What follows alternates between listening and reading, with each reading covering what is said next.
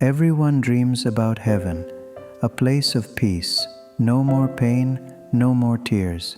But here's the question you can't ignore. Will you go to heaven?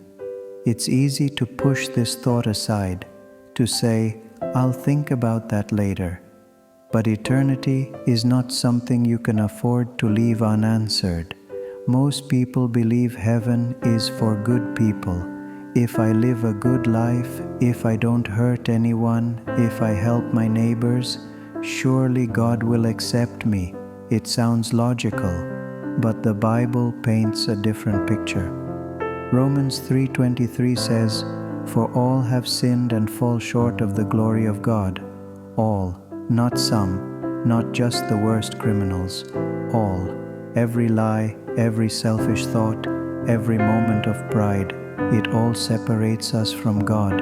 Heaven is pure, perfect, and no amount of being good can erase sin. Imagine standing before a perfect judge with a lifetime of mistakes. No matter how many good things you've done, justice still requires an answer. So how do we enter heaven if none of us are good enough? This is where the message of Jesus becomes clear. John 14:6 records his words, "I am the way, the truth, and the life. No one comes to the Father except through me." Jesus didn't say he shows the way. He said he is the way. Through his death and resurrection, he paid the price we could never pay. The door to heaven is not earned, it's given through him. Ephesians 2:8-9 tells us, "For it is by grace you have been saved through faith, and this is not from yourselves. It is the gift of God, not by works, so that no one can boast." Grace means it's undeserved. You can't buy it. You can't earn it. It's not about being religious enough or perfect enough. It's about accepting the gift. Think about a drowning person. They don't need swimming lessons in that moment. They need a rescuer. That's what Jesus does. He rescues us. Does this mean our actions don't matter? Not at all. Good works don't save us, but they show the evidence of a changed heart.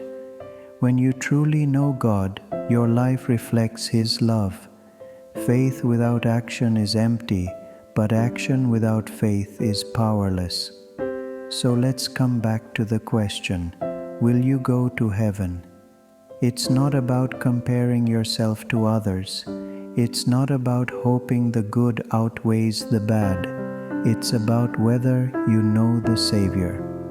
Revelation 21:4 promises that in heaven He will wipe every tear from their eyes. There will be no more death or mourning or crying or pain. That is the future God offers, but it begins with a choice now. So I'll ask you again, will you go to heaven? This isn't a question to fear, it's an invitation to hope. God's arms are open, His gift is free. The only question is, will you accept it? Because eternity doesn't start when we die. It starts with the choices we make today.